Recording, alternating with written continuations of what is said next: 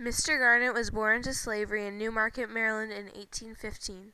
At this time, his family name was Trustee. William Spencer was the family's slave keeper. When Mr. Garnet was 9, William Spencer passed. 11 members of the Trustee family were invited to the funeral, although they never returned. They were finding their path on the Underground Railroad. They traveled in wagons and on foot, and found themselves in Wilmington, Delaware. The family of 11 was then forced to split up. 7 of them separated to New Jersey, and Mr. Garnet's immediate family traveled to New Hope, Pennsylvania. New Hope would stand as a world of possibilities for the family. In New Hope, Mr. Garnet began schooling at the African Free School, which was dedicated to teaching students about their history, culture, and who they are. The school taught many future abolitionists like Alexander Crummell, who Mr. Garnet was close friends with. The founders of the African Free School were wealthy white men, but they were using their money to help the slaves and their children earn them freedom.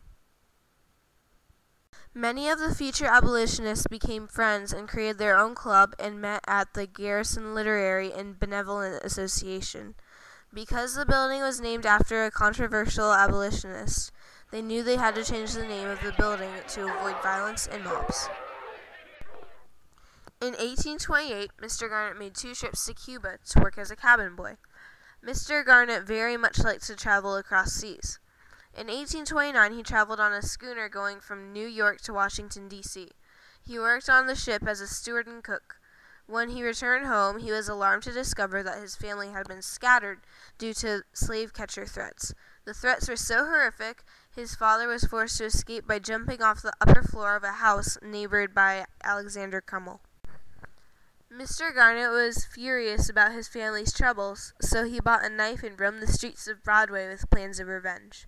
Before he did any damage, his friends found him and sent him to Jericho on Long Island. Mr. Garnet was forced to start all over and fend for himself, so he moved to Smithtown, Long Island, and worked as a farmer. In Smithtown, Mr. Garnet severely injured his knee, which handicapped him for the rest of his life. While he was away, his family reestablished itself, so he returned home in New York. In 1831, he entered the newly established high school for blacks, where he met up with his past schoolmate, Alexander Crummell. Mr. Garnet married Julia Williams the year he was ordained an elder of the Presbyterian Church.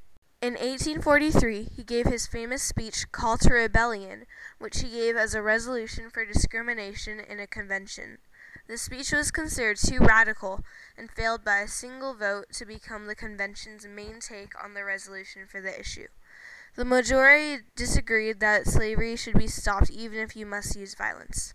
Prominent abolitionists overpowered Mr. Garnet like Frederick Douglass, who completely disagreed with Garnet. In later years, Mr. Garnet traveled to Europe helping end slavery.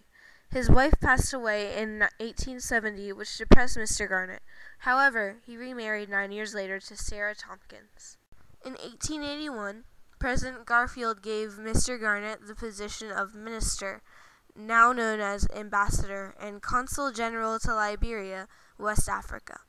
2 months later, Henry Highland Garnet passed away in Liberia, the country founded by freed American slaves. He was finally at peace.